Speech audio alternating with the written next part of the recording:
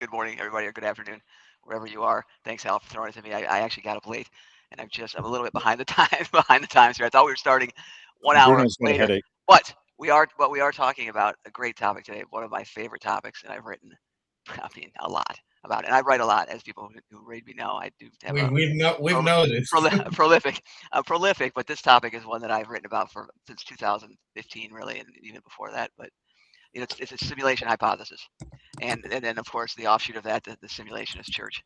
And so I could just give a really quick overview of a quick background, and I wanted to show something. I didn't have time to pull it up, but the simulation hypothesis, for those who don't know, is a hypothesis. It's a sort of it purports to be a scientific hypothesis about the world or about the universe, which says that the entire universe, including ourselves, are simulations.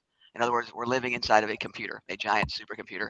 So it's sort of like a video game. So it's essentially we are the players in like basically a video game. That's the way you can think about it. So and the entire universe is simulated, and then purportedly because of that there are beings, with godlike powers, perhaps not gods themselves, but perhaps close, who started the simulation, right? Who wrote the program, the code that is us, right? So we are now they wrote the base code in the supercomputer. It's usually a quantum computer is what the simulationist church believes. And we're living inside this computer, basically. The entire universe is a computer. So that's the most common version of the simulation hypothesis. So everything, ourselves included, are simulations. There are variations of that as well. So you remember movies like The Matrix, where the so if humans were the world was real, but the world was simulated. Okay, so that's a variation of the simulation hypothesis. There's the reverse of that, where the people are simulated and the world is real. Okay, which people don't consider, but you could have the reverse of that. And you also can have partial simulations where part of the world is simulated, and part of ourselves is simulated, and the other parts are real. So there's very variations of the simulation hypothesis, all of which are logically permissible. But most people talk about, and the most common form is the everything is simulated. And that's when you look at the classical literature on the simulation hypothesis, of which there's tons. Um, it's basically the entire, everybody, ourselves included, are simulated, and there are further variations of that whereby there are multiple layers of the simulation. So we are a simulation within a simulation, which is within yet another simulation, and there's layers upon layers upon layers of simulations until you get to the base layer, which is where the simulators would be, who actually created the first simulation. And the idea being that now, as we're creating our artificial intelligences, someday we will also create a simulation, a simulated universe, exactly like the one that we currently inhabit, adding yet another layer to the simulation. And so it's an ever proceeding layer as the beings within each layer gain the knowledge necessary to create yet another layer of the simulation. And that's sort of it in a nutshell. So it sounds wacky, and it is kind of wacky, but it has great explanatory power as a hypothesis, which is why people are very attracted to it. And you can see why you might form, if you were very into technology and that sort of thing, you might be very attracted to it, and you might want to form, a religious set of beliefs around it, because it has significant implications for morals and ethics and everything else. I mean, because if nothing's real, anything goes. Is one way you can look at it. There's many ways you can look at it, but there's one way you can look at it. And you could say, well, nothing I do matters. You could say there's no free will all of a sudden because everything's programmed, right? If you're a program, there's no free will. That's the thing about a computer program. It's you have to follow the program, right? There's no. Now you can say, and the Church of Simulation says this.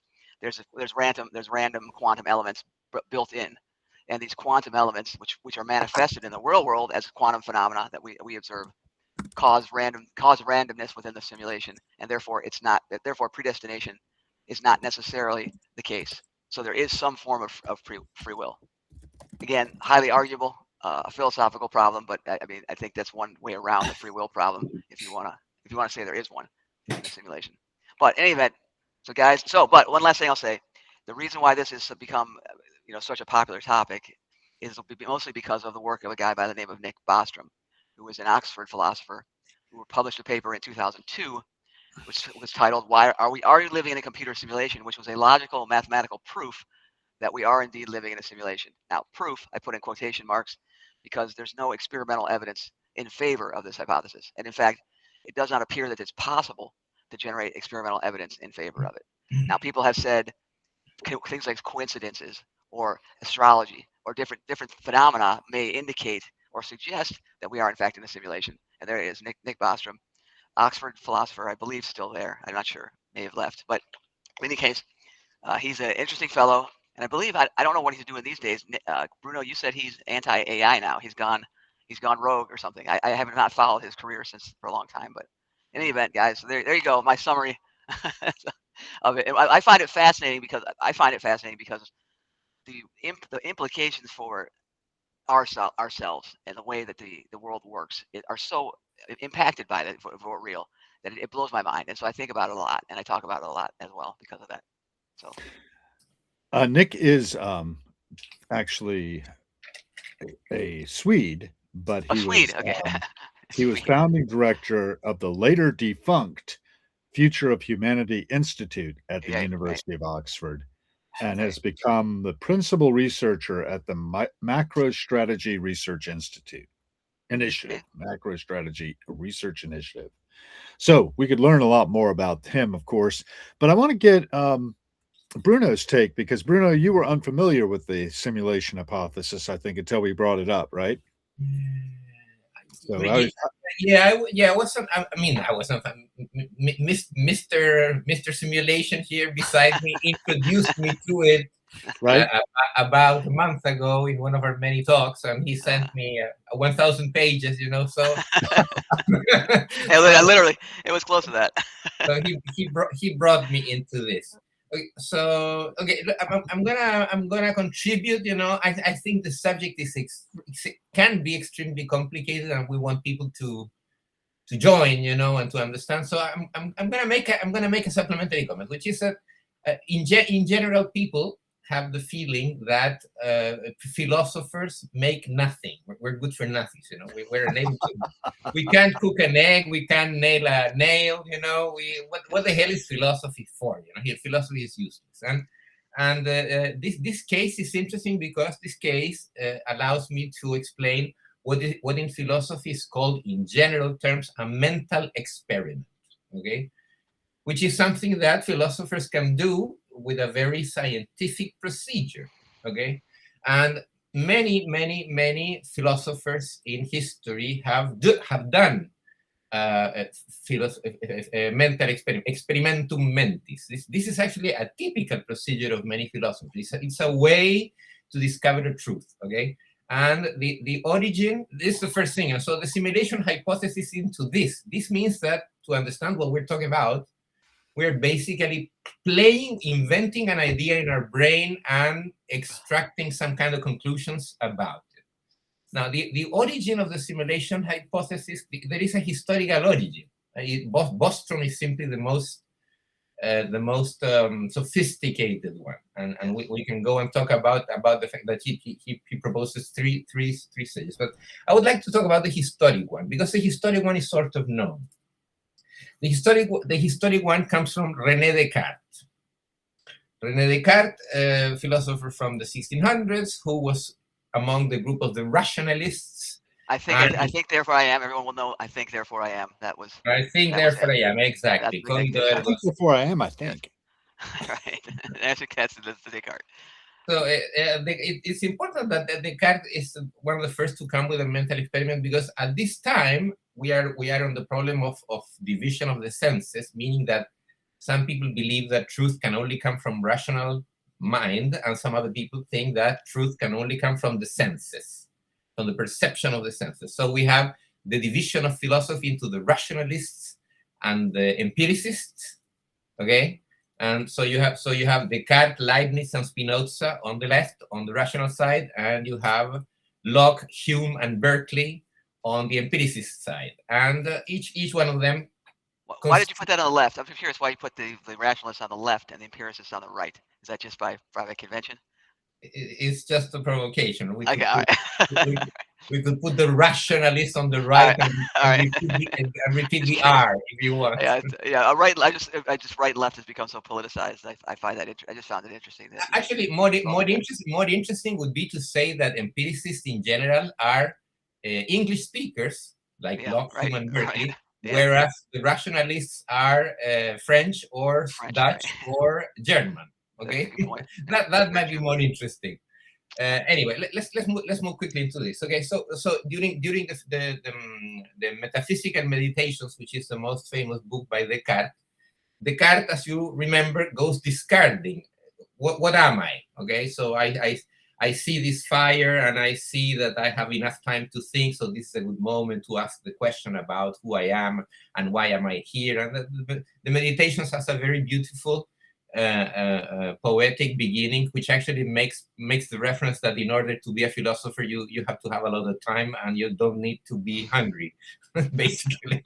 So the meditation start very well, but during the meditation, particularly meditation number 3, when he begins the game of duping his senses, when he says, this is when we get into the simulation, when he says, maybe what I see is not what I am really seeing, maybe what I hear is not what I'm really hearing.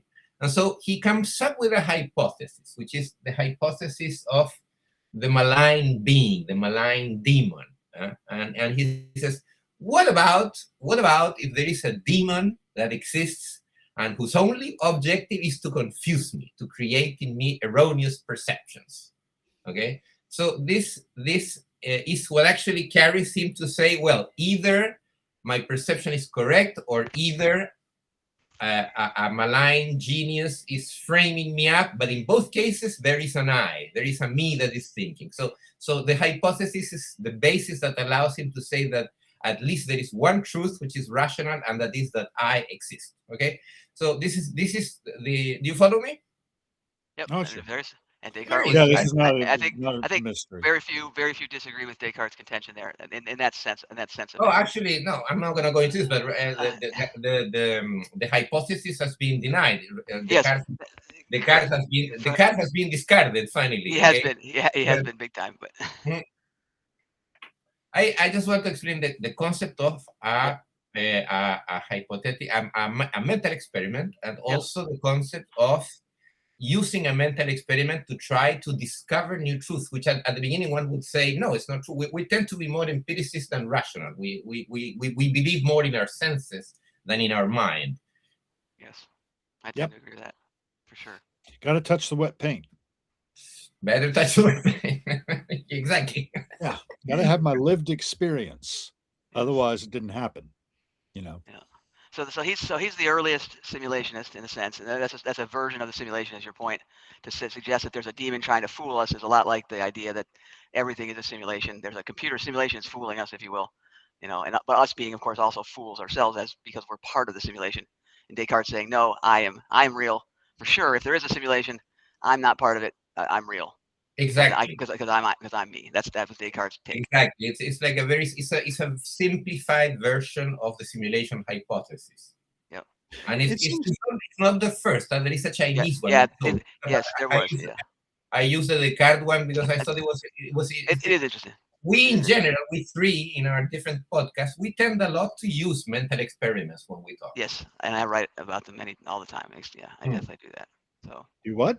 Thought experiments. I use thought experiments in my writings all the time. We three when we talk between us or in our different podcasts, we tend to use the mental experiment as a device. What if such and such would happen? Today in your podcast with Sue and with the Arab man about geometry, there was a lot of thought experimentation. All his work about geometry has to do with the. Yeah, what he's speaking of is the little conversation I had with Salman Eden Garabi with Sue Cawthorn this morning about 6 a.m. my time. So wee hours your time, Dan. I wouldn't be surprised if you missed it. But he's doing a lot of interesting research. And I don't know. I just know how things seem to me. And it could be just rendering just in time all of this reality around me. And outside of here, I can hear little sounds and things like that, but it doesn't necessarily mean that it's not just being generated to make me think that there's a world outside this room. And when I go out, it renders, because computing power being such as it is, it would be conservative with its energy. So I've often thought this as I'm driving along mountain roads. You know how you come over a hill and there's this little line just at the horizon level of Yes. this, particularly in the heat of the summer when you can see the heat Ah, rising yeah. off the road in front of you. It can make it look like, and I could get my mind configured in a way that I just saw the world as rendering in front of me as I drove, through the landscape. And I'm the still point that the world is rolling under. Yeah, So I and can everybody also, is, I and can see. yeah, everybody feels that way, and it's easy And, to start uh, yourself thinking there's all these people out there, and you get into that, and the whole Yeah, game we are concept the of center of our own universes. yes, everyone by, else is fake. by the way, how that phenomena has a name. It's called Fata Morgana. Fata Morgana. Okay. Hmm? Yeah, that's true. That phenomenon of being able to see that little heat Fata rays. Morgana. Right, right. And that actually has some connection back to some witch, if I remember right. I think Magic, witchcraft. Oh, there was a more, I'll Google it. there was a Morgana in, of course, King Arthur's court, Yeah, that's right? what I'm That was thinking just of. She so, was but anyway, one of the real original heavy, witches, wasn't she? one of the Okay, original witches. But keep going, do you Hal or Bruno. Sorry. do you want to continue, or I Yes. share? No, continue, Bruno. Keep going, Bruno, because I think there's more historicals. There's a couple more Yeah, historical. do you like the historicals? I do. Yeah, there was one more I think that's really important for a simulation hypothesis. I'll tell two very quickly Okay. because they're connected. The oldest one is a Chinese one, and it is a Chinese guy who dreams that he's a butterfly, and so Oh, right. he experiences the happiness of flying and the joy of being a butterfly. Mhm. And then he wakes up, and when he wakes up, he finds that his life is not so shiny and beautiful, and particularly not happy. And so he says, "Who can tell me if I am me or I am the butterfly?" That is the oldest mental experiment, and this experiment was extensively used by Argentinian writer Julio Cortázar. Julio Cortázar, who was a very good short story writer actually, and he wrote a story very beautiful. I don't know how it's called in English. In Spanish, it's called La Noche Boca Arriba. That would be said the night the night turned around, something like that. And the short story is very good because it's a motorcycle rider who's riding at a very fast speed along the road at night. And while he's riding, he suddenly imagines that he is being placed on a slab of stone and he's going to be sacrificed during an Aztec ritual. And during the story, he combines what is happening to the guy who is about to be murdered with the guy who is about to suffer a motorcycle accident. And in the very end, both die. So you really don't know who was the real one, who was dreaming who. So he pushes the experiment a little bit further. Okay, who is the guy who is experiencing who? I like this story because in depending on how you read it, you end up feeling that it is the real guy is the Aztec soldier that is being killed, and so he's dreaming about the future. He's dreaming about a motorcycle, which is something that he has no way of knowing that exists yet, and therefore his description of the motorcycle is very peculiar. He doesn't talk about a motorcycle, but he talks about a machine that has wheels and that can travel very fast on his own, and blah blah blah. So he's very, very creative about it. Now, the final example is the famous 1968 movie Blow Up by Michelangelo Antonioni, which is also based on a Cortázar story. And the short story is 1 page long. It's called Continuity of the Parks. Okay, and it's 1 page long, which makes it a brilliant piece of literature. And it is a guy like us who is sitting at the computer and he's he's thinking about a short story. He wants to come up with an idea, and he suddenly begins to feel the blowing of the wind on the trees outside, and he feels that there is a presence, and this presence is suddenly walking around the trees, and he's opening a door, and when he opens the door, he sees the cat, which is his cat, and finally the guy stops him and enters the writing room, and he finds a guy that is trying to write a story, and he stabs him in the back. So the story begins and ends on the same point, which is the guy that is writing the story is the guy that is about to be killed. Okay, this story, 1 page. I sincerely suggest that you read it. Continuity of the Park. I love that idea. That's great. Yeah, it's very fun. It's very fun. It's very well written. And Definitely. the influence of this short story on the movie, if you've seen the movie is a classic.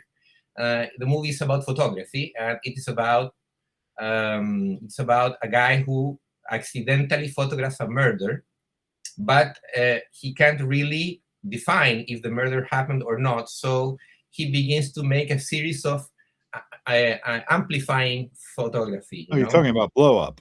Yeah, I'm talking about blow up. Yes, I'm talking about blow up. And on the first pictures, you don't see the murder, but as he amplifies the movie, and the photos, and he amplifies, finally we see it in a huge amplification of a very small part of the picture. We finally see the dead body, and we finally see the murderer. And so he has the proof that the murder actually exists. Right. And he was actually photographing some mimes playing tennis. Yes. Which is the end of the movie as well. And actually, that has a lovely little segment in the middle of it with the Yardbirds with Jimmy Page playing yes. bass, I believe, and Jeff Beck smashing up his guitar, Pete Townsend style. And one other historical note on the Matrix, or on the simulation hypothesis. Plato's allegory of the cave also could be thought of as a simulation, sort of a simulation hypothesis type thought experiment, if you will. So it goes, the Greeks as well had their clause in this idea of a world that we don't necessarily understand. We don't see the real world. The world is sort of fake. It's not necessarily what we think it is or how we experience it. And we're being asked if we have watched the Ramayana trailer. Have any of you watched the Ramayana trailer? I have not. I have not. Is that a new movie that's on the horizon here? Or is it an old movie? Sounds like it might be about, I don't know if this Ramayana being referred to as anything like Ramana. No, it's not. It's probably different. It's a new movie. It hasn't come out. Yeah, it's in the trailer. That's why. So no, but I have not. It's a new movie that is just about to come out. Yeah. Are you familiar with it? I hear it something in the background. No, I cut it. Yeah, because I played it, but I cut it. In any event, so that covers the simulation. I mean, that's the simulation hypothesis. It has a film by Nitish Tiwari. It's an Indian film. Okay. And it is part one is upcoming, and it's a mythological film directed by Nitish Tiwari. We just mentioned screenplay by Sridhar Raghavan. Yeah. And I don't know exactly how it relates to what we're talking about. Well, Eastern philosophies, I think Hinduism in general, and specifically, does have also similar concepts around or similar ideas around the world and illusionary nature of the world. And so I think maybe that's. I think we don't have that very much of an Eastern viewpoint. Us being Western gentlemen, at least I don't. I took one class on Hinduism in college, and that's about it. So my knowledge of those religions and Buddhism as well is pretty limited in their belief systems. So, well, it is a play supposedly, and we're all basically the one thing, playing different roles as we go along. And the simulation thing, though, for me is very interesting. I related a lot to the thought experiment that Boltzmann did, where it was like quantum fluctuations that could cause a fully formed human brain with all of our experiences to pop into existence and then pop right back out again. So none of this the chances of that happening are statistically greater than this very finely balanced cosmos that we perceive being real. Yeah, okay. All right. So what do you do with that? Yeah, it's the same thing you do with the problem. The same thing you do with the simulation hypothesis is you say, "Oh, that's interesting," and then you talk about it because you can't test it. That's the thing about this hypothesis. Down when I try to talk about it. It really bothers me about the hypothesis is that there's no way to test it. At least it's right. It's not falsifiable. You can't falsify it. So the hypothesis pushes one step forward. Picking up what Hal said, the thing that you say, Hal, is that all of these examples that we told.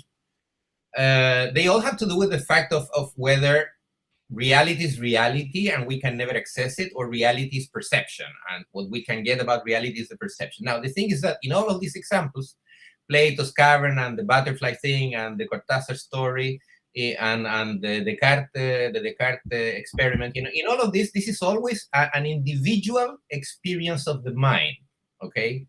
Meaning I mean, do you are you in a simulation or not? Am I in a simulation or not? But what is interesting about the simulation hypothesis is whether all of us are together in the same simulation. This is where the hypothesis of Bostrom and the studies of Daniel come forward. Because now we get into the issue of whether a reality can be created by our mind or by our perception, but what if a reality can be created by a computing power that puts us all inside the same simulation? And creates us as well. Not only are we in this simulation, we are simulated ourselves, at least in the Yes. most And common form of it. and computationally, because we are just a product of computation, it would stand to reason that there's only one possible path for the computation to go in, and that's it. determinism pops up for me Yes, at for that sure, moment. for sure. My And free that, will goes away. Go ahead. and then you're right, and that's one of the issues around, and that's the simulationist church, as I've Right. described. They have their the foundational the simulationist creed, which are the foundational maxims of the church. There's 18 of those, and What are those? they do address. So I could read them. We could read, maybe talk through some of them. Yeah, So let's so talk through them. so I have here in front of me. So the first is that it says, number one, this is the simulationist creed. Again, these are the foundational maxims for the Church of the Simulation, or the simulationist church. And it says that, number one, the universe, our world, and all living things within a part of it are the simulation, are simulated. This includes ourselves. So that's creed number one, or the maxim number one. Number two says the basis of the simulation is a quantum computer of near or actual infinite energy, and thus has randomness baked in. Ergo, the simulation has randomness baked in. Therefore, predestination is impossible in the simulation. So actually, in the creed, the foundational one of the maxims, number two, says that free will. You do have free will, because predestination is impossible because of the fact that it's a quantum computer. Therefore, quantum phenomena are at play, which are not predictable. So, but then it says in number three, free will exists in the simulation only in so much as the parameters of the simulation code, physical natural laws allow.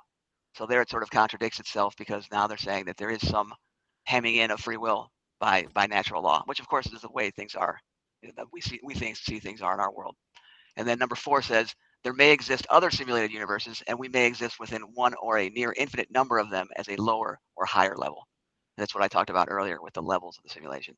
And then number five says there is an actual universe outside of the simulation, and its physical and natural laws are substantially similar or identical to those within the simulation. So they believe that there is that we live in a simulation, but there is a real universe which is substantially similar or almost identical to the simulated universe. So for whatever reason, the simulators have simulated a universe very much like their own. And then number six says, leaving the simulation is not possible while, quote, living within it, though it may be that our minds or consciousness can visit or experience them while asleep and dreaming, or with consciousness altering drugs. So it may not be possible so you can't leave the simulation, but you could potentially visit other simulations, or the real world, perhaps. And number seven says that morals and values are only important in so much as they affect the proper operation of the simulation. They will always tend towards the good or the right, because death and destruction and other evil acts are disfavored, though only slightly, in the simulation code. So the code itself favors goodness and rightness, but only slightly. And then number eight says errors in the program are not possible or visible at the macro level of perception or existence. And it says that any errors are propagated and eliminated at the quantum level. And this manifests as various aspects of quantum weirdness. So that's how they account for quantum phenomena and the strange properties of it. And then it says number nine, when we die or end our program within the simulation, we either cease to be completely, or we're shunted into another level of the simulation, or possibly the real world. So that's their feelings on death. And number 10, it says all world religions are false, in so much as there is no God within of the simulation. The simulators are not God, but have what we consider godlike powers. And number 11 says, much like us, some of the simulators have their own religion or God in the actual universe, and others do not. So simulators, a lot like us, some have a religion, some do not. Number 12 says, there is no punishment for sin or reward for goodness after our lives in the simulation end. However, that does not mean that we should act, be evil, or that we should not strive for the good or right. And that's because number 13 says, our programming within the simulation constrains us from acts of great evil or great good. In other words, there's an extremely low probability, bordering on zero, that we will do great evil or great good in our lives. However, the randomness inherent in the simulation means that over time, at least some of us will. So that explains, the Hitlers of the world. How there's very few of those, but there are, of course, some. And the Dolly Partons of the world. Right, exactly. And then number 14 says, for the vast majority of persons in the simulation who will not commit great good or great evil acts, our acts are constrained by the simulation programming and will tend to favor the good, though with only a slight probability, 50.7% to 50.5%. Thus, over time, humanity will evolve to the good and the right and the just by 0.2%, though, which is quite, I find that quite interesting. Very specific That's, there. Number yeah, very 15, specific. I was going to say, yeah, yeah, let's very not specific. specificity. Very, it is. But Yeah. any event, number 15 says, what is the good and right and just is determined by the simulators, as is what is evil and wrong and unjust. We have or had no choice in the matter. We only know that these things are appropriate and seem to make sense within the simulation.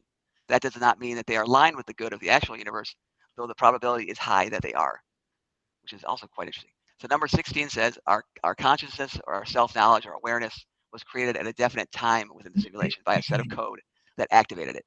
This is very similar to the thinking of Julian Jaynes in The Origins of Consciousness, in the breakdown of the bicameral mind. Though Jaynes erred when he suggested evolutionary pressures drove that change, it was in fact code within the simulation that caused it.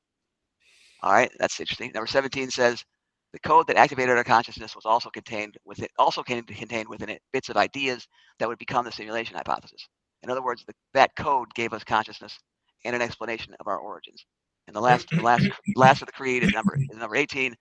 The explanation and the cause and the purpose is the simulation hypothesis. There's more to this. Apparently, the remaining text of that is not decipherable. But that's the 18 foundational maxims for the simulationist church. Interesting stuff, I think. Very specific. It gives you hope. It gives you hope for the future, though. By 0.2%, by probability things will be good, which is you can see how that over time that would learn to good outcomes.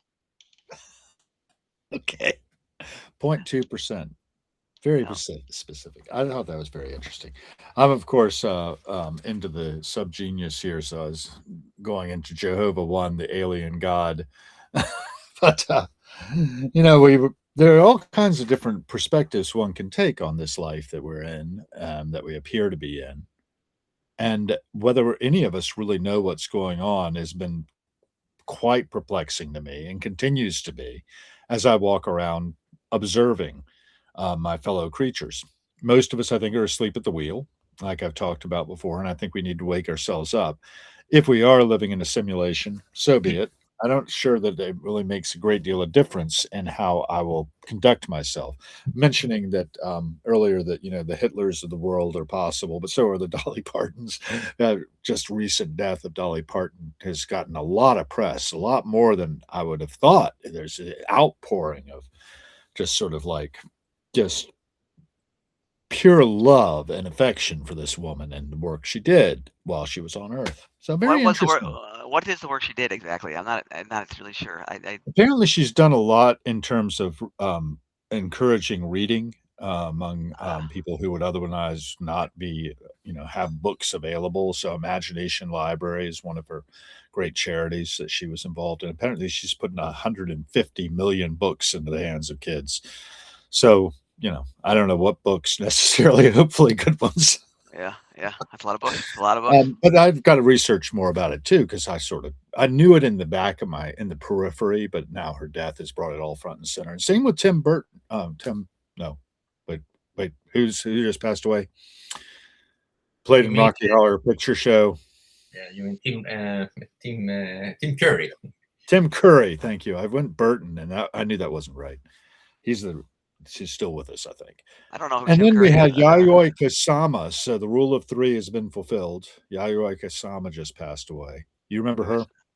Who is? I have no idea. The artist who make polka dots on everything, practically pumpkin polka dotted, and all these mirrored things. She lived in a Japanese mental institution voluntarily. Voluntarily. I love it. It's like when you go to Russia, volunteer to do manual labor. I love that. Well, there are those people who have volunteered themselves to go into things that are really arduous. Simone Weil springs to mind, ruined her health and died. A philosopher who what was one of the things she said? Oh, attention is the purest form of generosity, which we're Oh, giving each other right now. So I'm deviating as usual from the main theme that, of simulation, the that's church of the interesting. simulation. That's But interesting though. That I had not was not aware of that philosopher. What was her name? Hal. Simone Veil, I think it's pronounced Vey or So she's a Vi. Bio. modern. She's a modern. She's a, Via, so she's a modern philosopher. 20th Yeah, century, yes. She died in the course of World War II, I believe, from doing starving dangerous herself. things, from starving herself. Interesting, Yeah, but not out of principle. On principle, or out of principle, right? Which interesting. is, taking principle way too far. Yeah, that's I yeah. That's feel I'm not quite the ascetic type. well. Today But you have Bruno, what do you think about all this? The 18 Yeah, points we've gone I, over. I always get the job to bring in the conversation back to the center, huh? Somebody has to. Yeah, with you too. You're more Okay, structured than I am. okay. The Bostrom hypothesis, which is very a sophisticated version, has to do with the fact that he considers that we are somehow moving into a post-human civilization. So he makes a question. Okay, the question is, one of these three is true. One, this post-human civilization died. Either it killed itself, or it went into another planet, or couldn't survive. That's number one. Number two is this post-human civilization decided to create simulations of its human period, not to forget it. It's like this post-human civilization is doing a museum of yeah. how we used to be, and so it creates these simulations the same way you like to do archival material about your family and all that. And possibility number three is this post-human civilization is super evolved but decides not to do these simulations. Okay, so he says one of these three has to be true. Which is the true one? The number one, of course, is the easiest one to discard because it would mean that nothing exists, that we're already dead. Now, the other two are more interesting because a lot of thinkers and scientists consider that the most logical thing would be that a post-human civilization would not do simulations. It would simply continue evolving. So the idea that it is creating simulations is crazy. And then there is number three. Number three, which is that there is a post-human civilization that is creating us as a simulation for archival purposes or for experimental purposes, or for to see how we would have evolved if this or that would have happened. So obviously we stick with number three. Okay, there is another series. It is us from the future creating us. That would be the hypothesis that is accepted, and it is the one that gives way to the 18th thesis that Daniel just read. Yeah. So It is us from the future, but the us in the future are real, whereas the us now are simulated. yeah, exactly. Yeah, yeah. Thanks for pointing it out. Yeah, we are the simulated ones. The ones in Yes. the future are the real ones. Yes. The Okay, far so future. so the questions about this, the hypothesis is interesting because it opens a lot of different questions. Like so, what's the meaning of death? Or how can we all be inside the same simulation and not each one inside his own simulation? How come we can talk about this? How can we can make a is there a way in which we can communicate with our post-human creators? Yeah. And you can see how the Bostrom hypothesis has influenced numerous creations in cinema, from Alien Prometheus to The Matrix to now I see this reference, the Ramayana movie that our friend Chawan told us. Hmm? But this all has to do with the fact of how can we communicate with our creators, and what is the point in communicating with our creators, so that we can take the first question, which is, why are you putting us inside this simulation, this zoo, as it is said in the Matrix? No? Because the Matrix Yeah. uses the metaphor of the zoo. Yeah. Yeah, I Um, actually Or a think that trap, this is, or a trap. I call it a trap. If you saw, I saw the or article I the wrote. black prison, Yeah. Is the as prison? Is it a yeah, trap? Philip K. Dick would have it. That Yeah. we really are in this black prison, and the Roman Empire never fell, and this is all just some sort of like illusion that we're living in. And you can step into those the change in mindset that happens with extreme um, extremis, maybe is the right word. I don't know what to call it. But you all have had it, I'm sure, where you are suddenly not in the reality that ordinary consciousness carries around most of the time. Am I wrong? Have you all not been in these Yeah, states of different I consciousness? have, yes, and you can think some very unusual things, and you can imagine things that may or may not be the most healthy, and many and you can take it way too far. That's I think that's the downside of this hypothesis is it really can be taken too far, and if you do that, even if it's correct, to live it like it's correct, it has some implications that I think are potentially pretty darn negative for everybody, because it really makes it hard to see where you can easily excuse any action by saying, "Oh, that's how it was it was programmed that way." It was not me that killed that person. I was programmed to kill that person. I had no choice in the matter. The simulation code when they programmed the base code, it said I had to kill this person. So there's so many things. I call it Well, you too might good be able to get to be yourself true. in residence in the mental health part of the Correct. prison Right. Well, in that if case. everybody believes that, if everybody believes that we're in a simulation, then maybe that's not considered mentally unstable to say something like that. You know what I mean? Because it's the consensus, the Yeah, if it's masses the rule. right, if everyone thinks we live in a simulation, then maybe everybody says, "Okay, well, you're right. That was the base code." So that made you You do know, that. one of the Obviously, things I'm I was being riffing facetious, off but of earlier today was the view from the center of the universe. Have you all run across that book by any chance? I don't think so. But it's basically saying that we are all the centers of our own universes, and we are, we're measuring everything from where we are. So your center is yours, mine is mine, Bruno's is Bruno's, and we Was are that written very by important. was that written by Captain Obvious? It's for the it's for the the author, cosmological. the author It's was for the Captain Obvious. it's for the cosmological perspective. However, our consciousness is very, very important. Though we may Yes, be really, really small, we are about halfway between the Planck scale, right? The Planck yeah, length yes, my and favorite the language. size of the cosmos. So we're in the Midgard, right? On the Middle Earth.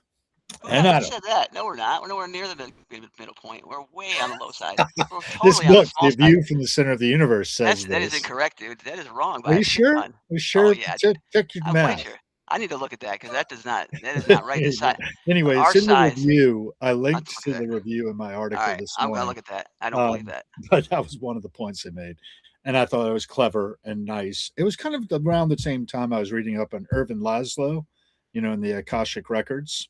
Now, you're all familiar with the School of Rome or whatever you called that thing. Something. What was it called? It's called the School of Rome, right? What? You know Irvin Laszlo's work? I don't. From who? The Irvin Laszlo. He just passed away in June. No, no, I don't know. No. No, you don't know his work? Okay. Well, he said that there's this, 0 point field, the quantum vacuum that we all agree upon being out there somewhere, or some of us do anyway, and that everything's emerging from it that appears to be, and everything falls back into it from which it came. And, you got this ever going cycle of emergence and falling back into it as we surface on the, you know, what appears to be reality. We're brief flashes on the surface of eternity, I like to say, right? And that makes us special. That makes this life really worth living, whether it's a simulation or not. And live it as if it isn't, as if this is real. So why does that We're make us not, special? To me, that makes us sound not special at all. It sounds like I'm just this a is tiny not a flash. dress rehearsal, Dan. But if I'm Go just a ahead. tiny flash, if I'm a tiny flash on an infinite ocean, that doesn't sound very special to me. That sounds like Well, I'm here with it nobody. is special because it's you. You are the Oh, I see. flash. Of And it's course, yes. me and it's I am Bruno. special. I am And it's special. That's right. really, really What do you guys interesting and know? exciting to be alive because you ain't going to be alive very long. That's the thing. Me So you less think so that than you guys, we probably. think that Very now, young. from our live perspective, we think that, but when we're dead, we might say, "Man, that sucked. I'm sure glad I'm dead. What I would want to be alive for?" You know? Right, the very idea of having any thought Yeah. without being embodied. It's crazy, That's a good crazy to one. think it. Isn't it? It's interesting, and that's why That's it's a knee AI. slapper. That's an AI. Ask an AI what it's like because many people believe they're conscious and they can tell you exactly what it's like to be conscious without a body. She said, I know what it's like to be dead. Now I'm into the Beatles. So go ahead. Somebody else take the mic.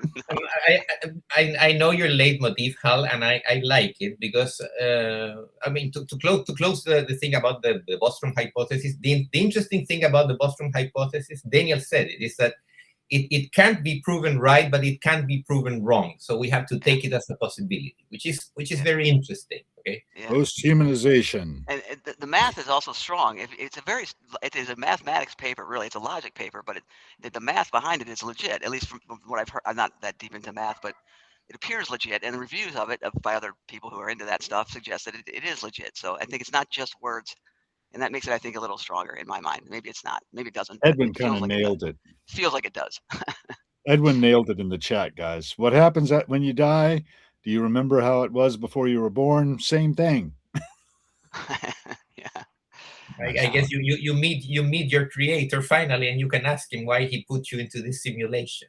That's right. Well, That's right. that was one of Stephen Fry's observation, that if he came through and there was a supreme being, he would say, Why? what is up with bone cancer in children? Right. You know? And he would ask those kind of questions of his creator. Because actually, when it comes down to it, life itself is really harrowing. The horrible stuff happens to you. Your teeth fall out as children, for God's sakes. Yeah. I mean, You got new teeth coming in, Then they go again when you're older, maybe, if you don't take good care of them. Me considering that the hypothesis cannot be denied, and me considering your philosophy, Hal, I look how to counterweight this 0.2%, and I have two thoughts about it. One comes from Philip K. Dick, actually.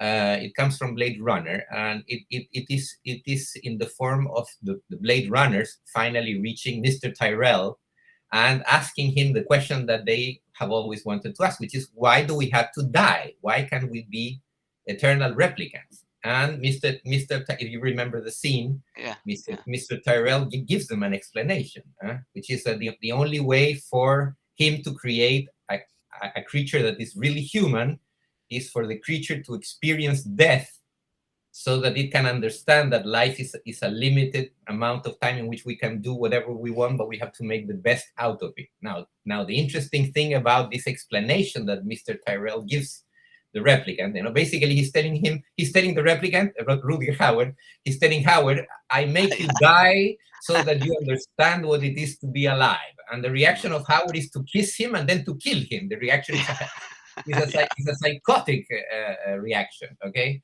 so the Fry question is very valid, but the point is that if it wasn't for death, we would be perhaps very boring creatures, because we would have unlimited time for anything.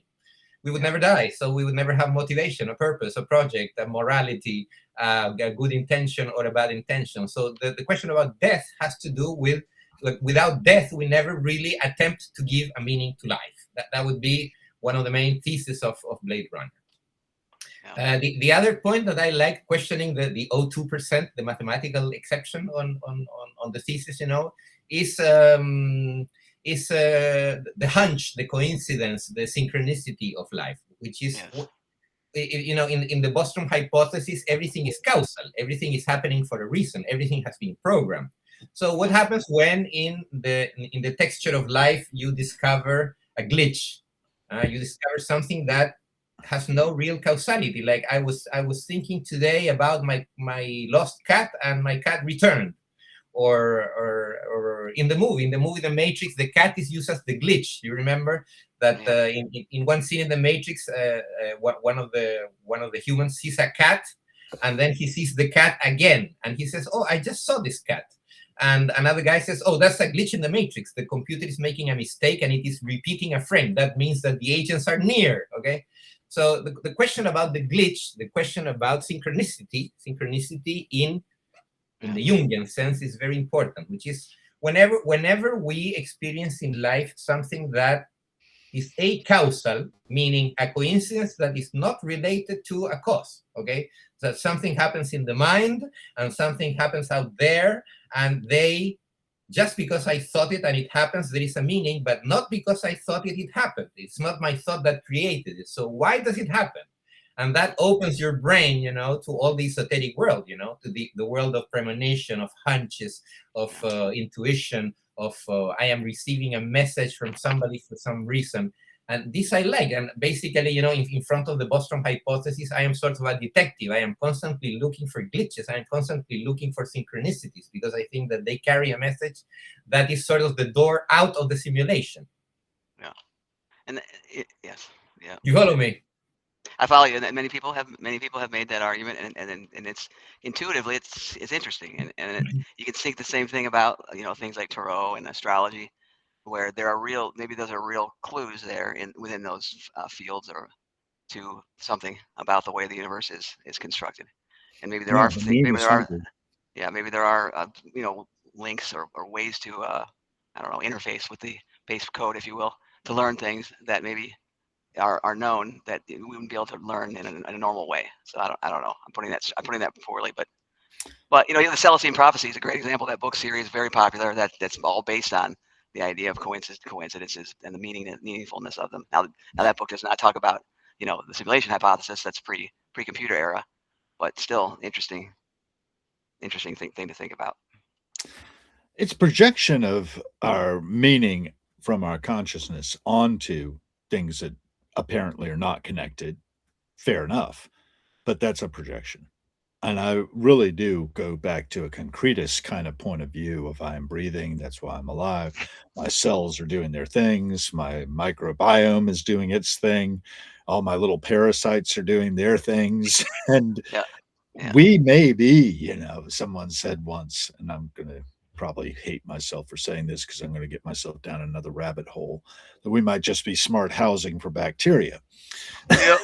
Yeah, that's very true. From a pure numbers perspective, we And are all of basically this, meaningless compared to the microbes. consciousness stuff is just for my entertainment, right? To keep me Yes. entertained, so Why I can they keep feed off you. going long enough to keep my bacteria going.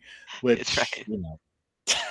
Yeah, and it's interesting to think about the simulation hypothesis from a microbe's perspective, because okay, you say to yourself, why create all these microorganisms, and why do all that work for a simulation? If you're going to do a simulation, okay, I get that of an advanced being with consciousness, the that would you want computing to simulate power. yourself, but why then do all this other crap on top of it? That would just add more computing power necessity, like the microbiome and having all these microorganisms and infectious diseases, all these things that why would you question in your mind if you're writing a simulation?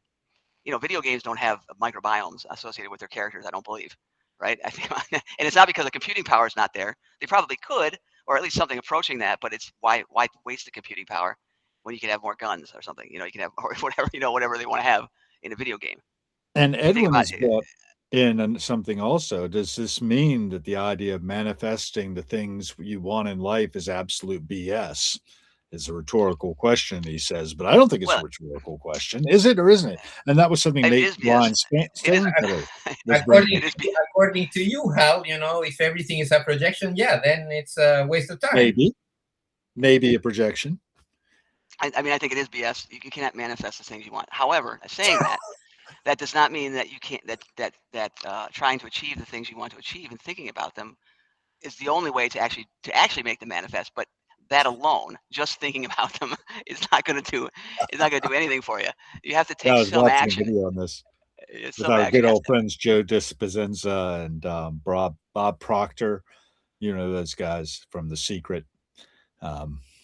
I was watching a little thing on the manifesting, how thoughts become things was actually how thoughts become things. Yes, I mean it is a requirement to think about something that you want to happen for it to happen, but it is not alone. It's necessary but not sufficient condition for a thing to happen. And things do happen that I don't think about. And that also does happen as well. Yes, but yeah, if I could manifest my life, I probably would not be sitting here talking to you two guys right now. No, just kidding. I'm sure I would. Well, it's in the program. You can't not talk about it. The simulation program, you both with unlimited levels of irony, yeah? That's right. And cynicism, my goodness. Yes, and skepticism. You call it the cynical podcast instead of the virtual podcast. Yeah, you're right. I wonder what's virtuous about it. Why did we choose that title again? Because we're seeking truth, guys. We're not shying away. We're not shying away from the idea of going for the deep questions and trying to figure out answers, and not just saying, "Oh, there's no truth. It's all relative." Also or because whatever. being virtuous is a practice, and it is a Correct. practice that requires repetition and the supervision of friends that point you out and tell you that is better than that. And a Yes, correct. discipline. It's Yes, the Aristotelian concept of ethics. That's why we yes, call it virtuous. yes. Although we have You're right. many It names is. for this podcast. That's right. That's I right. like that one. And I do I too. loved my little promotional piece. I hope you all did too. Of it's time to turn on the virtue signal. Right? I didn't see it. I didn't see that. Did that come up just It before was the? like a I didn't see it. spotlight. It was just a little meme that But said, before when did it come out? Just this morning, or no, did you put out this week. I mean, it was a couple of this week? days Did I ago miss that it? I found it. Shoot, maybe I missed it. But I I'll saw look. these people said, "Quick to the virtue signal." I was like, "Oh, that's cute. We could use that." I like that. I do like But that. we're not trying to virtue signal here because Yeah, we're obviously not none of right. us are very virtuous. That's right. We're not, and this is not about other people telling other people how to be virtuous. Doesn't get No, don't get it's us wrong. I definitely don't. not that. Yeah, It's we're not probably getting the preachy. antitheses. We're Yeah, we're trying to be the more thing is, virtuous. we're very privileged people. Bruno's Yes. over there in Italy. He's getting a chance to be a hermit. What a luxury with his What cats. a Yeah. You- concerning the question of Edwin, for example, let's move this a little forward.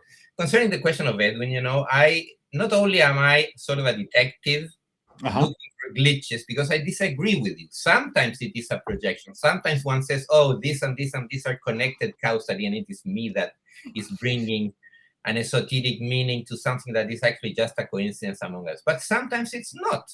Sometimes it really happens a causal. We've spoken in previous podcasts, for example, and the only way, one of the good ways in which we can figure out what is causal and what is not causal, meaning what is inside the simulation and what is not inside the simulation, is to talk about it with your fellow humans, like us, And for example, an experience that I constantly have, there's two experiences that I constantly have. One is that even as I am talking with you two now, suddenly I get the mental picture or the image or the voice or something about an old friend, okay? Somebody that I haven't contacted in a long time. And in the next 24 hours, I will receive a phone call from that person. This happens to me all the time. And the more I talk about this with other people, the more it happens. And also, I went to read the text of Rupert Sheldrake, and Sheldrake has written a book about this, about telephone telepathy, which is that somehow we can call each other, and in a matter of hours, we will eventually enter in contact with the other. Okay, that's a typical one. The other typical one is that I'm sure that you've had it, and I'm sure that some other people have had it. Is when you are in a public situation, you're in a park, you're in a plaza, whatever, or you're in your home, and you suddenly get a cold shiver in your back. Like you get a shiver. So you get a weird feeling. You get the feeling that somebody's looking at you. And you turn around and exactly, somebody's looking at you. Somebody you don't know, or your cat or your dog. And somehow the eyesight of a person that is not looking you in the eye suddenly gives you this shiver, okay? So these are two experiences. We can talk about many more. Sheldrake has written endless experiments about this. Sheldrake is an empiricist, so he has collected like 3,000 different cases of this kind of acausal experiences that end up being causal, but that in the moment that they happen, they bring to you a meaning, they bring to you an experience that seems to come from somewhere else. Another experience that we talked about is the people that have tried using ayahuasca or DMT, and they all mention this reference to the appearance of these little sneaky elves that come and play with you and make fun of you, and in the end they teach you how what you want to see you can see. They are trying to teach you a faculty, which is that if you want to see something physically, you can see it physically, and therefore the whole visual universe is a construction of your brain, which is one of the great experiences that anyone that takes ayahuasca comes back with. When you come back from ayahuasca, you have the feeling that all this visualness is fake, that it is a simulation, actually.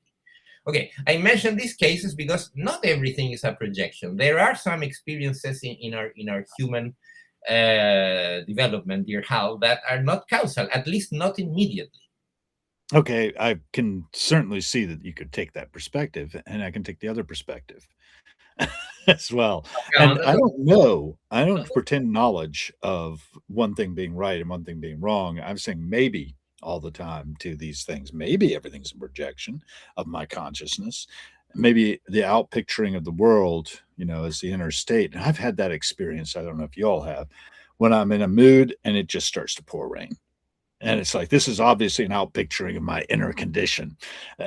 Of course, it's raining on everybody and not just me. So maybe I ought to be careful about the way I think. So I'm always interested in this perspective, but I have my doubts about it. And I like Robert Anton Wilson's statement along these lines, which is simply, I don't know anything for sure, or I'm not really certain of anything, but I have many suspicions. And I like to keep myself suspicious about reality and the people in it, and Okay, whether or not. I think Bruno's onto something there. I think that you're right. There are some things that acausal type experiences that are interesting and they should be investigated more. But the problem I have is people extrapolating from that to these theories or hypotheses or these ways of life or these philosophies whereby if I just think hard enough about being rich, I will be rich. I don't have to do anything. I just sit there, I sit in my computer and I think Check about is it in the and I mail. manifest. Check is I in the mail. manifest. I manifested my gorgeous girlfriend appearing, and there she is. She shows up at my door, and I just can sit on my ass and do nothing.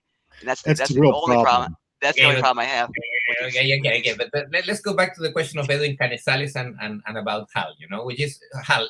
We all have this problem that sometimes we're overwhelmed by an emotion that doesn't allow us to think clearly, and we feel out of control. And we all not we Never all, but happens to me. we know. Huh? It never happens to me. Go ahead. It never happens to you. I I'm thought just that. teasing you. He's being Go ahead. ironic. He's being facetious.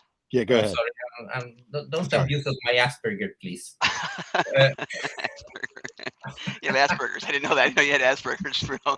That's a new one. My mother used to think that What was, is a joke? I know. there's Can actually somebody explain me what is a That was joke? a good joke. stop. Asperger's. I might go someplace I don't mean to go. So anyway, you were saying that we can have Yes, these I was saying, overwhelming experiences. I want to go through you and get to the question of Edwin, which is mindfulness or breathing. I mean, me personally, and I think all of us, when we are in an emotional stress, and we suddenly say we cannot solve a problem unless we change our mood, and then we go into, for example, a breathing technique, yoga or sitting down or mindfulness, concentrating on how the air comes into the nose and goes out of the mouth or the other way around, and suddenly you notice that if you focus on the flow of air, you can modify your mood. Okay. Is that causal or not? First question. Second question, if it is causal, then it means that we can, with the body, produce changes in the atmosphere, but starting with our own mood, because we can breathe, we can get calm, and then we can solve the problem, and then we can do magic, which would be going to the Edwin Canizares question, like if I do this certain dance, then I will make rain. Let's try. And I will try the dance, and suddenly if I dance, it rains. And if I don't dance, it doesn't rain. Okay. And this is actually the origin of when we go from the myth to the ritual, and when we go from the ritual to the magic. So, to answer Edwin, I don't think it's bullshit to attempt these things, because I think all these attempts, it's not only about observing whether we are in a simulation, but it is also looking for the way out of the simulation and also exercising magic. So you say it in a fun way, like, oh, I want to be rich, so tomorrow I will be rich. Well, the question of free will is based on this, which is everything predetermined, or can you affect your own future, and how do you do it? And perhaps you can get rich if you breathe normally. Right, that's right. That's like, hey, I wish that hasn't worked so far. It's not worked so far, so I'll try something else. But it's an excuse for the problem is it's an excuse for laziness for some people. Is the problem with it, and it's taken too far. And you're absolutely right, Bruno. You make very good points, and everybody's right here, of course.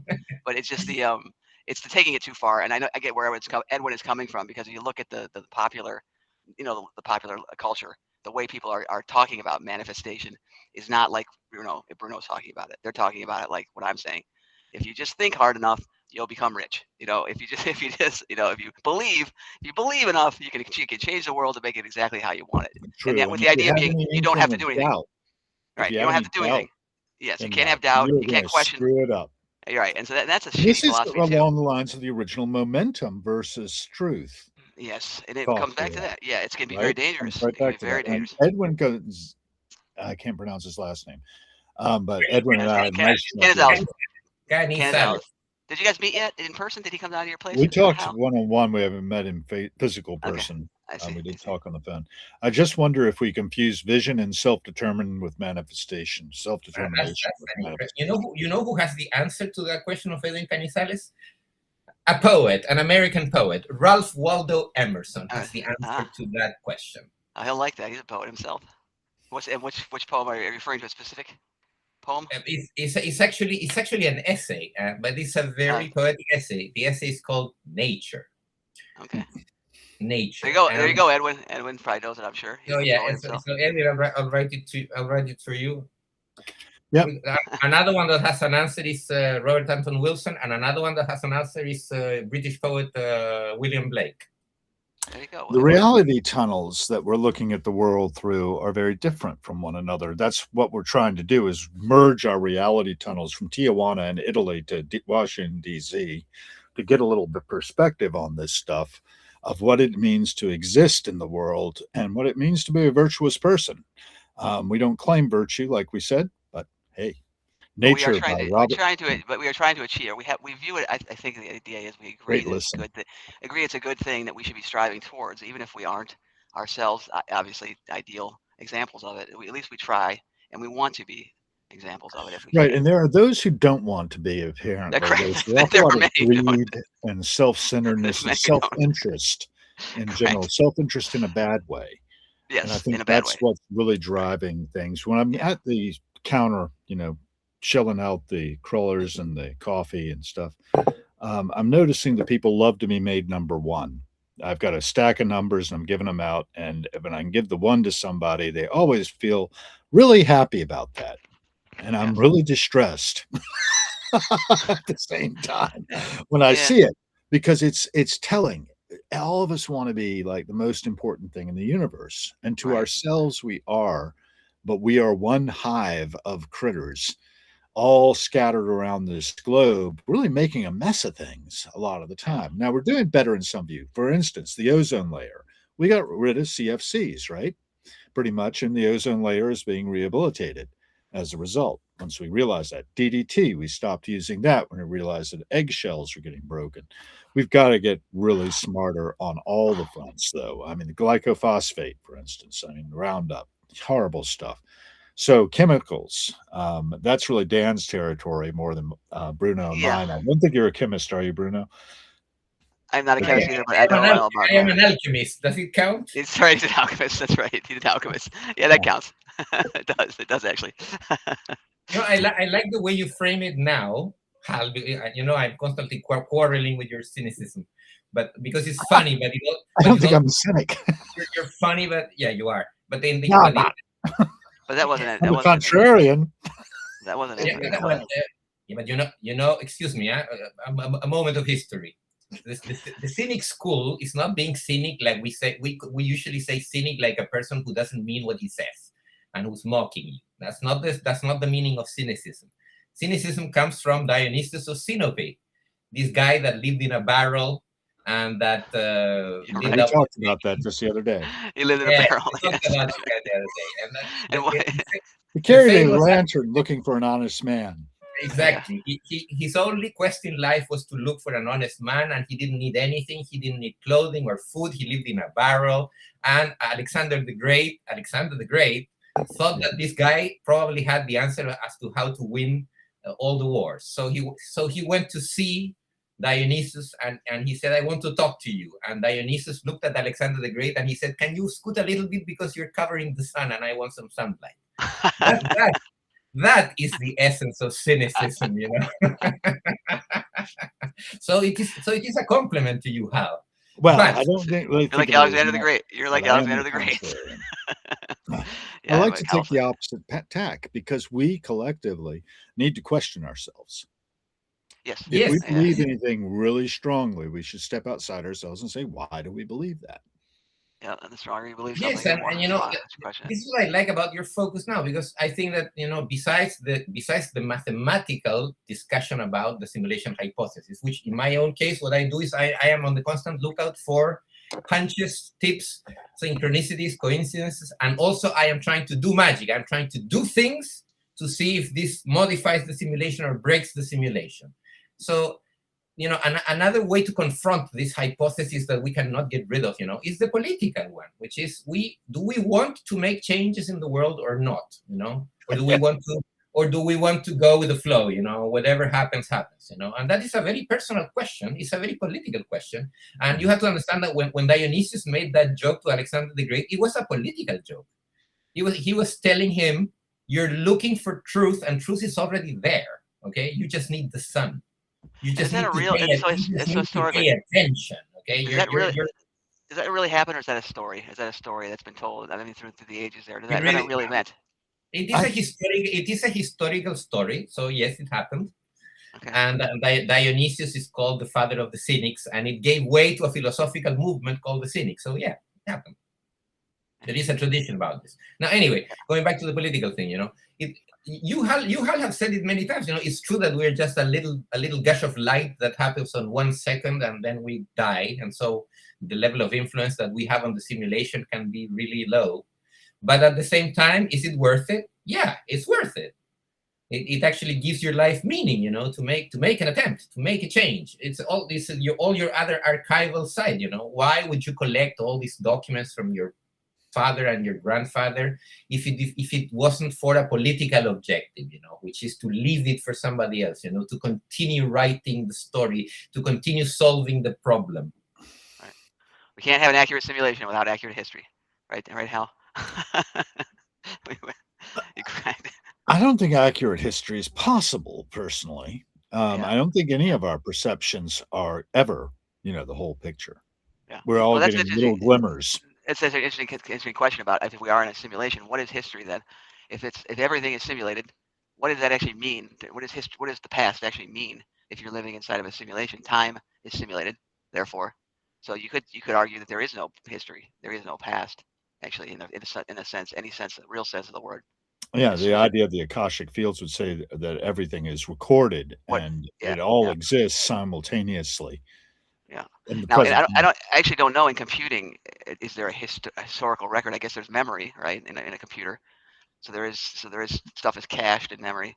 So I guess if you extend that, can be lost. Actually, that's one of the big problems we have with electronic media is that all this could be lost if there were suddenly blackouts of, electromagnetic pulses could do it.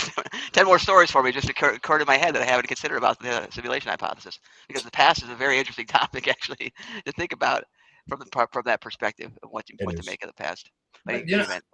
I am, as you well know, I am a huge defender of intersubjectivity. I value enormously that we three get together and talk because, the simulation hypothesis works better if we're all divided, if everyone is his little world, okay? But if we talk, if we share, if we discuss, if we argue, then the simulation hypothesis begins to crumble, okay? Because then we can confirm whether your story is equivalent to my story. This is also the way history is written. History is written because many people observed a historical fact with similar characteristics, and therefore the collection of the similar characteristics as written by different people gave way to the constitution of a historical fact, you see? Yeah. So I think it's very important to talk. Now, the problem that we're facing now, I would say, is that one effect that technology is having is that technology is dividing us. Technology is splitting us. Technology is pushing us, each one of us, into his own brain to solve the problem. And that sort of strengthens the simulation hypothesis. And I'm totally against it. I think it's super important to talk, to write, to share thoughts, to talk to the people that are here online with us, to argue between us, because this is also a way in which we're doing some kind of political action. Some kind of what had happened to Dan?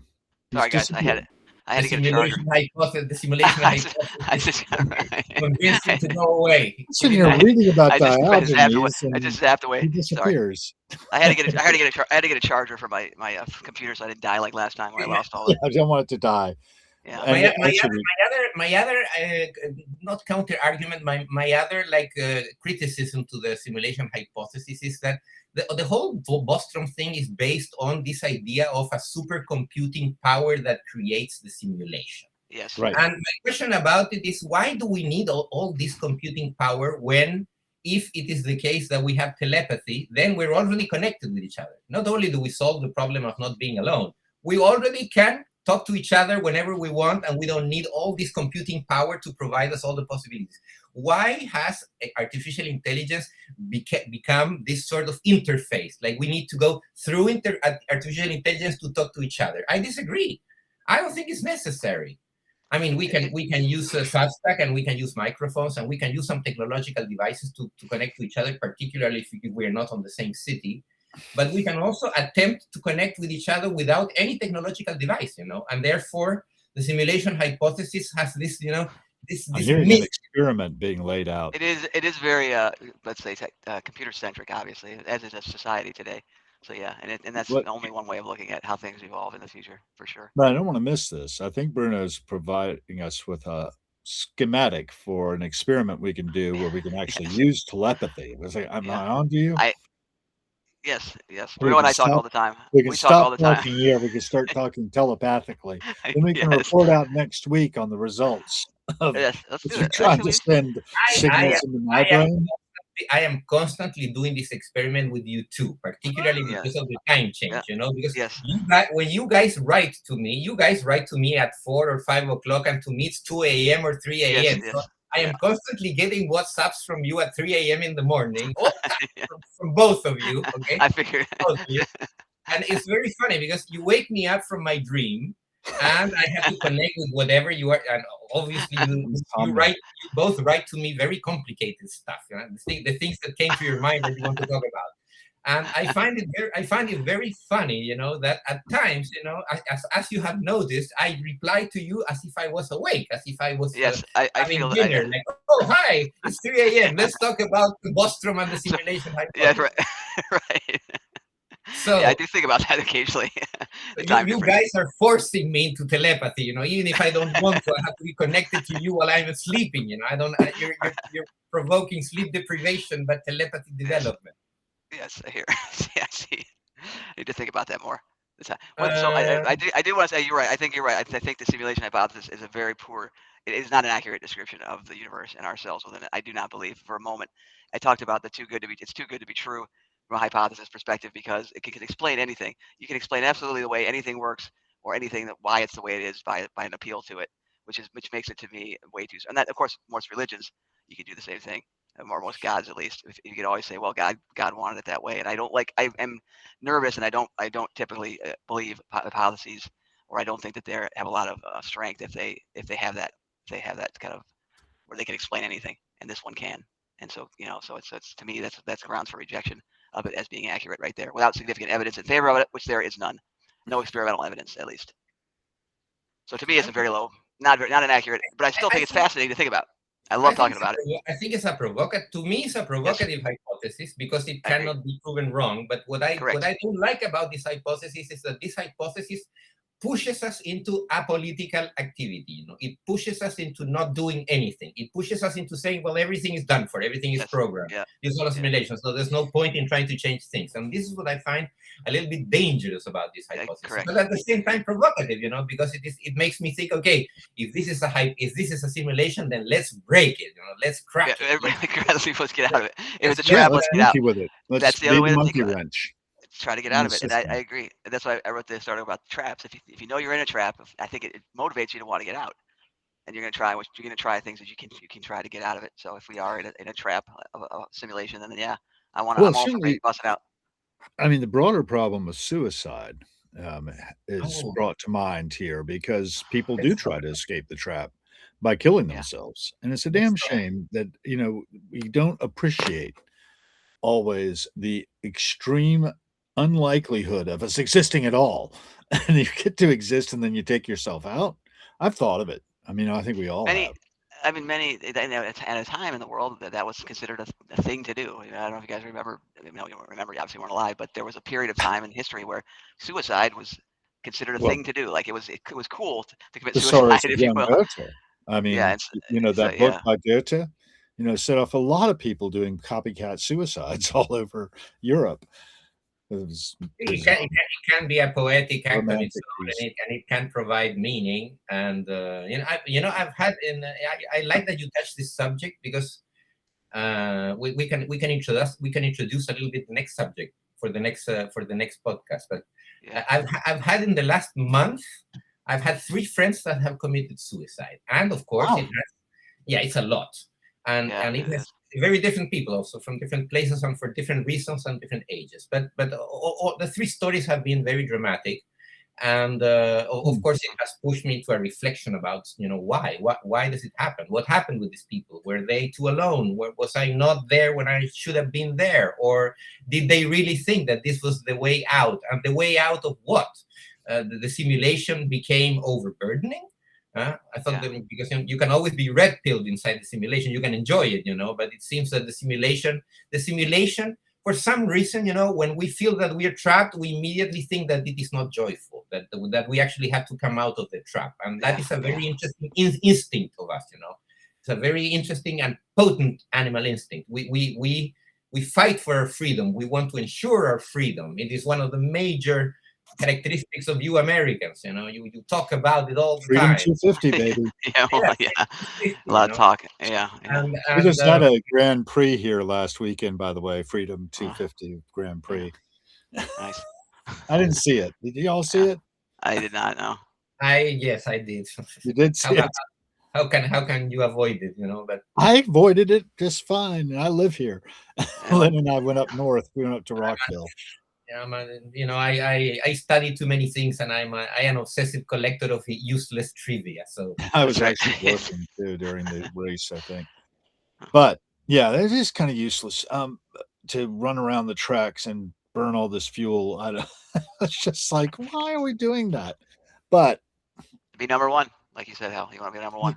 yeah, people like being number one. They really do. Yes, they do. Yes, they do. People are very competitive. I like being the center of their own universe, but most people think they're powerless too at the same time. Yeah. Dan had a really good essay on powerlessness and power. We have power. Yeah. And we can use our power. That'd be another good topic to talk about too, along with suicide. I like both of those as topics, because there's a lot to talk about for both. Because I think suicide's a good one too. Because there's tons to unpack there about why people do it. So look forward to our talk on suicide next week. Yeah, right. Exactly. Get ready for a real uplifter. That's gonna be. We can. But I want to, we have a request. Can we laugh our way through it? We have a request from one of our followers. Oh, we do. Which is okay. Which is it's a woman that is called Nate, that is a jeweler, and she Okay. two podcasts ago she talked about the subject of manifestation. yes. Right. Which I like Okay. it because it is actually quite opposite to the simulation hypothesis, which is what if you want to produce some kind of magic, for example, summon a ghost or summon a demon or Yeah. request. So that kind of so you're talking about manifestation of entities, not manifestation of things in your life. You're talking. This is a different kind of manifestation, not like what Edwin was talking about earlier. I'm talking exactly the same thing that Edwin is same talking thing. about. Yeah, Okay, which is what are you showing? Your telephone. A ghost. This is my phone case. It's a The ghost. Death Yeah. of the Miser by Hieronymus Bosch. I like. And I like that because you got a miser. You can't take it with you. Death is coming for us all. No, to put the question in the language of Edwin and also in the language of Nate, Yep. and not to lose the thread of simulation. The question would be like, do you really want to break the simulation? Do you want the blue pill? Do you really want to break the simulation? So prepare for what you might find, because what you might find might be beyond what you're capable of understanding. She explained manifestation as a warning, actually. How far are you willing to practice magic? How far are you willing to attempt something out of the rules? How far are you willing to attempt something acausal that becomes causal? And I sort of like her warning because she reminded me of the difference between white magic and black magic and yellow magic. She reminded me of Aleister Crowley, when you, instead of doubting whether you can change the world or not, is when you situate yourself as a magician or an alchemist and you say, yeah, I can change the world. So what do I do? Because there are some things that I can do that are very positive, and there are some things that I can do that are very negative, and that can actually bring forth destruction, death, suicide. Yeah. And there is the law of unintended consequences. Just because I do well doesn't mean that it doesn't have negative consequences down the road. Oh, I love that. And Very I good think point, that's really an important one to consider as it we is, go about our daily business. Yes. I try to do as little as possible so that I'm not a bad influence. You don't have to worry about anything. You don't have to worry Exemplifies about an any bad. option. Right, then you have to worry about any bad influence. That's a good point. That's a good philosophy there. That's why I don't do It's, anything. it's, You it's never the know. second it's the second Murphy's law. If something can go wrong, it will, and Yes. that's the first. And the And Therefore, second I there one, do nothing. there are sins of commission, there are sins of omission. We Right. can think about that as well, I think. But That's I a good don't one. know. My main thing is I don't know. I just am curious and I want to know what the smartest men on the planet have to say about it. So I got There you. are evil people. There are evil people out there for sure, and I think today there is real evil out there. This is one of these things where I would say, no, I always used to be Mr. Scientist when I was a kid, if you will, and there's no such thing as evil. This is made up. This is kids stories, this and that. But I've come to change my opinion on that in a big way. And there is definitely evil out there. There are real evil, and there are real evil people, and I absolutely believe it, and I think in fact I know it. And yes, and these evil people are manifesting, are doing things on purpose without accepting any kind of accountability for the consequences of their actions, and some things go even worse than what they expected. At times, I feel that we're now in a period in which we're at the hands of people that are manifesting a lot of evil things. I agree. We are. Well, it's psychopathic, certainly, and sociopathic. Yes, yes. It's sickness in It's, society, it's right? a And the sickness. sickness comes, I believe, out of being traumatized primates. Well, Although, and although, not not not although listening to the when you Virtuous Podcast. although when you listen to Peter Thiel or to Elon Musk, they are convinced that they're doing the right thing.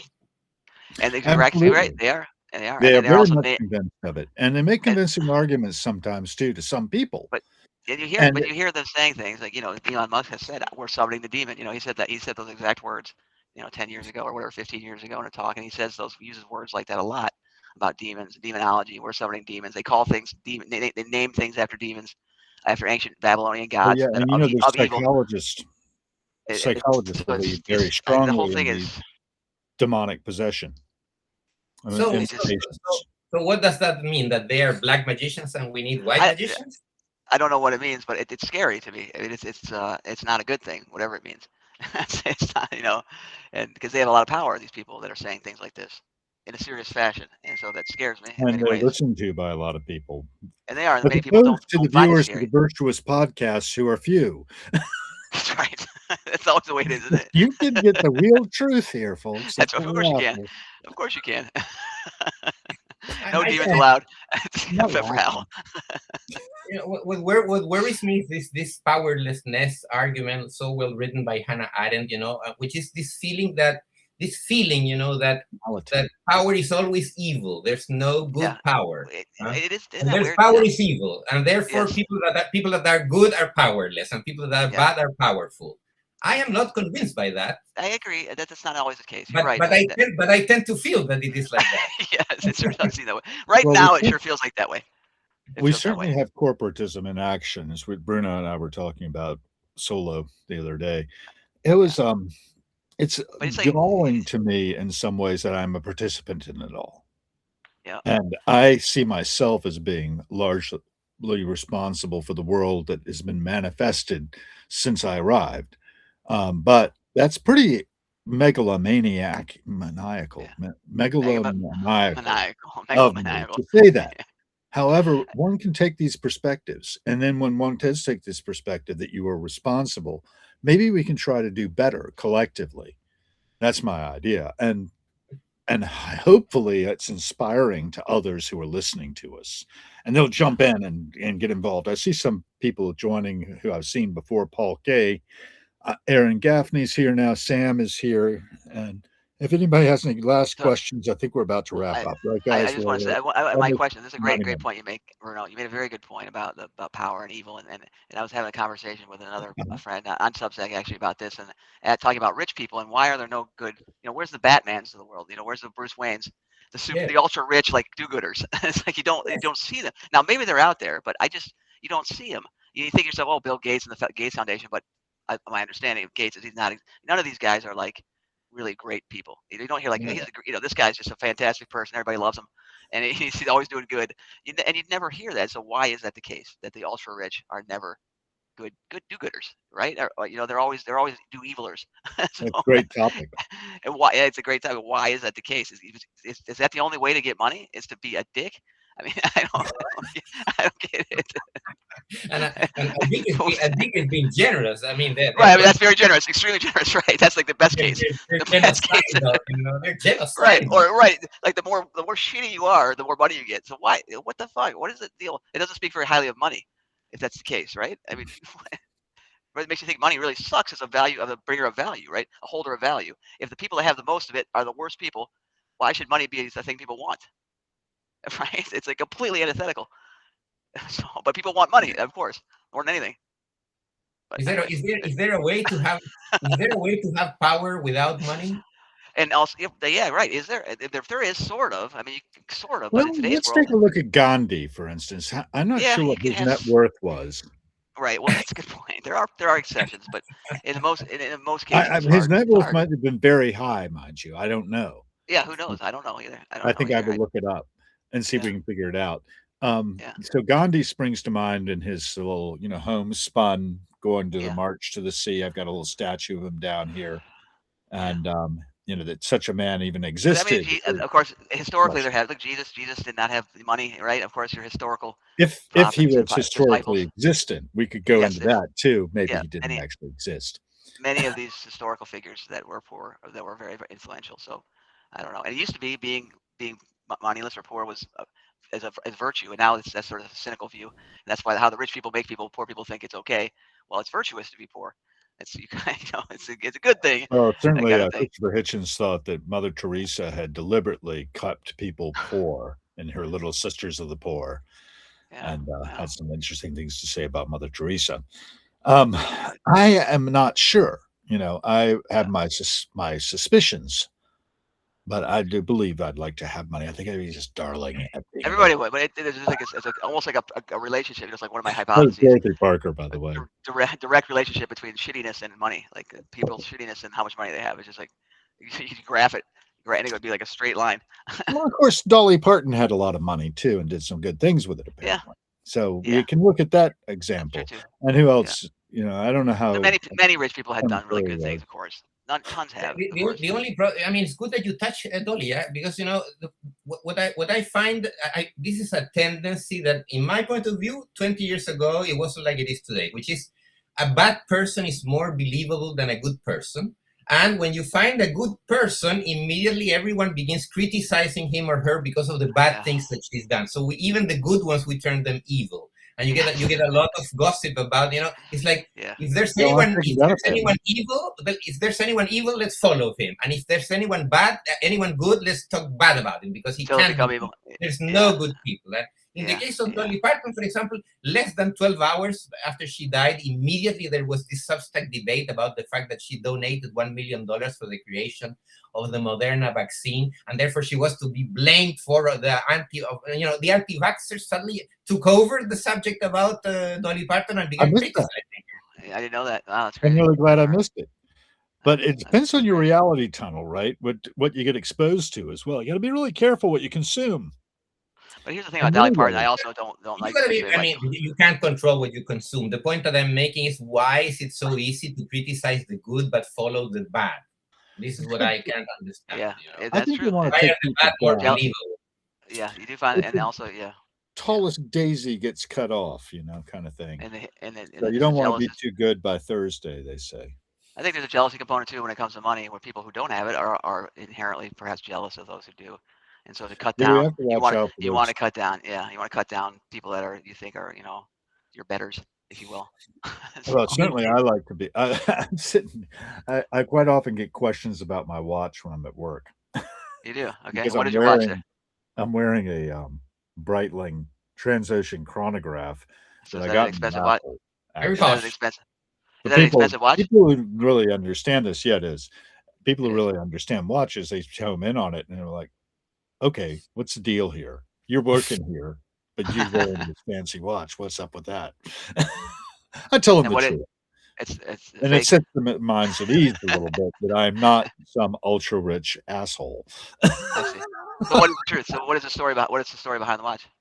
Well, I got in a raffle, right, for the Rex Ah. Foundation Oh, okay. because I was attending the So you won it. East Coast edition of Wavy Gravy's birthday, his 80th, back in 2016. So I've had the watch since then.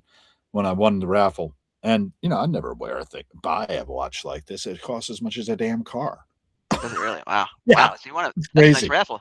It's a nice raffle then. Yeah, it was a good raffle. Yeah, my wife Very won nice. a Hermes, but she immediately gave it away because it was yellow gold, and she doesn't like yellow gold. Okay. I love. She didn't give it away. She gave it to a consignment store and got it. So it was all Got it. watches. Everyone. There was only watches being given out for the prizes. Is that also a watch? That was one of the things that were raffling. I Wow. think they Nice. raffled some other things too. I don't remember what they were because I didn't enter, but I entered Yeah. this one and boom, got it. I've But never. it supports the Rex Foundation, which is a charitable foundation that the Grateful Dead put together, which I think is kind of interesting. They did a Rainforest Coalition thing with the UN. They had actually a thing at the UN with Bobby and Jerry up there and Mickey Hart, their drummer. So One luck is another and interesting what phenomena. was We can talk interesting about about winning that a was, lottery. sorry, I said luck is another interesting phenomenon if you think from the perspective of the simulation that's hypothesis. true. What is So luck? just to And finish with the Rainforest yes, Coalition, what yes. was funny was, and this is back in the 70s, early 80s, I guess it's in the 80s, they were doing a Madison Square Garden, benefit. They had sold it out, right, for this thing for the rainforest. And they were talking about the importance of the rainforest. And I love what Jerry Garcia said because he said, it's a real shame that it has to be us. you know, it's such a goofy thing to say as well. But it was talking about humility, right? They Yeah. wanted to put their good where it'll do the most. They had avoided doing anything political for the longest time, but finally they were moved to want to help the rainforest, as we all should. And by the way, we made some progress there, but we still got a lot of work to do to preserve the rainforests. So, Yeah, and it's a these complicated are question. types of actions where people can really get involved. We had a friend of mine die recently, cancer, and they didn't commit suicide. They actually just had cancer, and that killed them at an age of like younger than me. I think they were born in 65. And what I did was I planted some trees, and that was really easy to do through legacy.com. Whenever anybody dies, it's one of the things you can do. Plant trees. The rainforest thing is interesting. When you live in a country like Mexico, you take it as a slightly different perspective. Saving the Go ahead. rainforest is a rich person's thing that people say, "Oh, I'm going to save the rainforest." For the indigenous on the ground, sometimes saving the rainforest means they don't get their farm or they don't get to live. So it's like it sounds great. I want to save the rainforest, but for the person who's living there who wants that land to do something with, and it's not just evil developers building houses for millionaires, multimillionaires. This is the middle of the jungle. Many times it's indigenous Got to be a peoples who balance. want to farm. Yeah, so there has to be a balance. I think sometimes it's saving the rainforest goes a little too far. Not always, of course. And I know they're sensitive to that, but oftentimes they're not, and it's just like a bowl over. Sorry, we're going to save the rainforest, and we don't care about your indigenous people, even though that's why they're saving it. But in reality, it's hurting those same people they're trying to help. So, and I think there needs to be more understanding of that for people who are involved in the Save the Yeah, Rainforest and movement. non-contacted tribes, actually, their whole lifestyles can be Many of destroyed. those, yeah. Go ahead. But anyways, any event, it's more complicated than it makes it sound. It takes a very complex issue and makes it sound so simple, which many things do, of course. But there's Yeah, layers of of course, the complexity to long saving the lecture by the rainforest that UN folks, did bring up a lot of the issues that you're mentioning. I think that nobody it's wants, and of course nobody important. wants to hear explanations. No one wants anything Well, complicated. Nobody wants to hear about it, as we've discussed many times. So forget about it. It's save the rainforest. Yeah, it's just easier. we've got to educate ourselves, that's for sure, about the law of Yeah. unintended consequences, and that's Well, exactly what you're bringing up. yeah, it's easy to say save the rainforest. Like my point, and like anything, you can say save this, save that, and then you actually on the ground when you get to the details of it, it's not as Yeah, simple as oftentimes is portrayed. that's why we need artificial intelligence. Right. But it's so complicated for our little brains. We need our Yes. extended brain. Yes, But that we can help need us. This example is what I'm talking. For example, this rainforest thing is like Dolly Parton, you see, which is whenever you see something that seems a little bit positive, your mind immediately begins skeptical, Yes. thinking why in the end this is not good. Okay. Right. It's Whereas, actually whereas, not good. whereas when we see burn something the sucker down. Yeah, right. Who needs a fucking rainforest? Get the chainsaws out. Where's my chainsaw? I'm going down there next week. Murder those pimps, damn it. Right. I also got Heathens. stuck with this idea of Gandhi and humility, and this idea of can we accumulate power without money, which I think is a very good question to ask all the time. I wanted to ask you both, you Americans. You Americans, do you remember in the month of June or July that there was a march of Buddhist monks that started in Texas and walked all the way to Washington? I have film of them. Yeah, I never because heard of I it. was I never out heard of there this. with my camera. You No, saw I didn't them. mean it. I went out there, and you can find it on Can, Live can you with Hal Gill. Can you? I saw millions of videos about the experience of people watching the monks and the dog, Aloka, which is a character in himself. Yeah, one of The those dog, monks lost his leg. the dog with the white heart in his forehead. Mhm. Can you share a little bit how it was the experience of being near the monks and watching them pass by, and watching other Americans crying and thanking and giving them flowers. It was such We an lined incredible. the streets, definitely, in DC, both when they passed by near on Sheridan Circle, right, where I was Yes. walking the other day, and then they came down by the Lincoln Memorial and Washington Monument. They were coming from the Capitol, and I saw them as they crossed 17th What? Street by the World War II Memorial. It was lovely, big crowds, out to see it. I love that, but at the same time, I'm saying we really put a lot of focus on it, right? But were people really getting a message from it? Did it What really was the message? resonate to I the point didn't. of What was moving it? people to action? What was the message? I didn't even hear about this. This is the first The I've heard peace of it. walkers they walked from Texas all the way to Washington D.C., and it was during the Snowcrete event we had, where there was this piles of just solid icy snow everywhere, and they had a really rough walk because the weather was bad a good bit of the time. One of them got hit by a car, lost his leg, but he rejoined the Jeez, march. They had a jeez, dog accompanying them as well, as I man. mentioned. How many were Um, there? there were there were different levels of people were associated, but I think the core group was probably what between 20 and 50. I don't know Yeah. Huh. offhand, but you'll have to look up Peace Walkers, and it was Okay, but it's great. excuse me. I want to insist on your perception of the moment, because you had the chance to be there personally. You question whether Well, they were. I loved all the people coming out and showing a lot of attention to them as they were going by. That's lovely. But then we immediately go home. The next spectacle, right? You really But think that is how you perceived it, huh? I perceive all of us as having a very short attention span. I may be wrong. That's the way yeah, I perceive it, though, that we have a very short attention span. That kind of spectacular sacrifice by these monks to walk for peace has not created peace in the world by any stretch of the imagination. And that was probably the most public manifestation of anybody moving for peace around. But when it comes down to it, there's no real peace movement here. And yeah, that yeah. was just sort of like a spectacle. What was the piece? What piece specifically about the specific war, the Iran They actions, or did. what was it They, Global in peace. general? didn't. Just They in general. didn't have.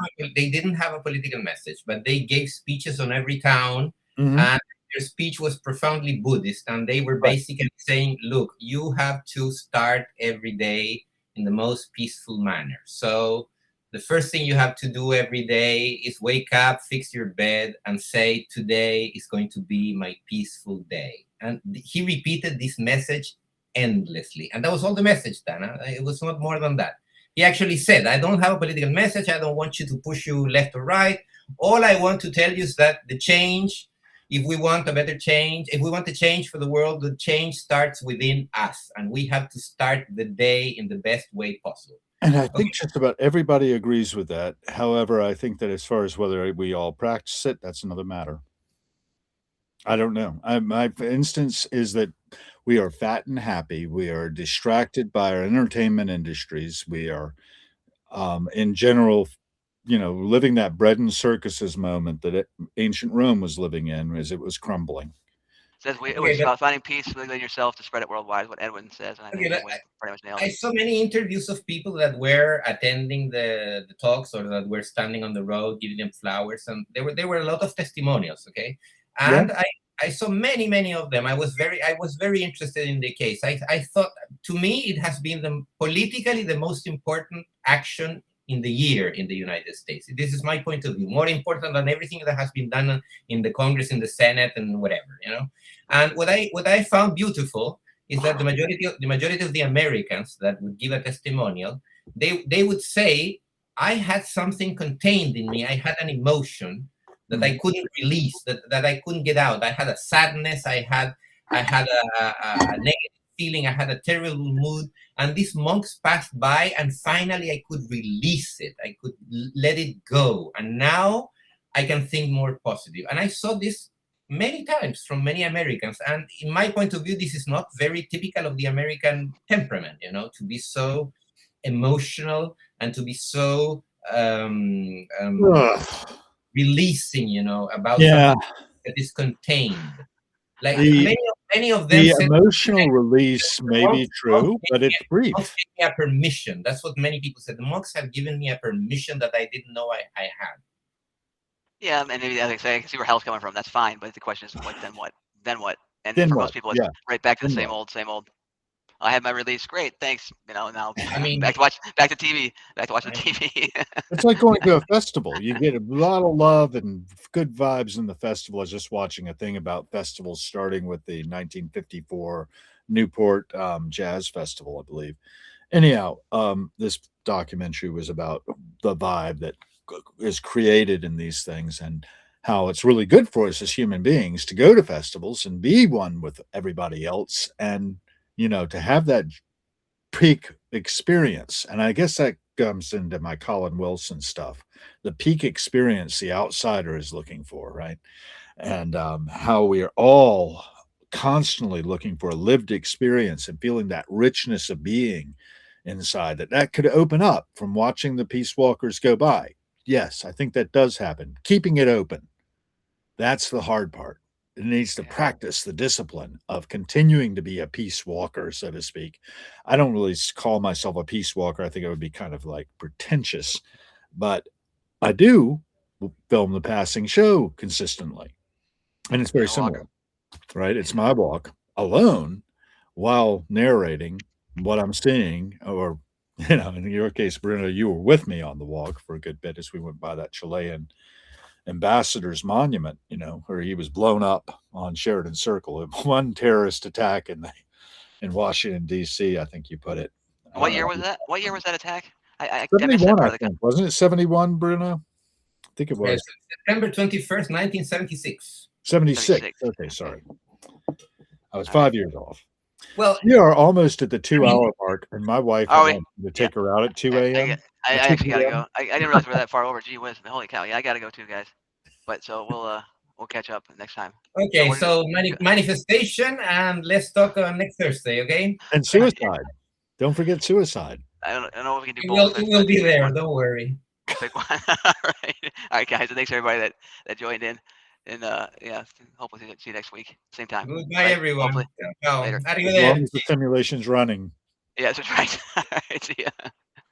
Now we can all go back to our own simulations. Goodbye. That's right. Goodbye. Goodbye.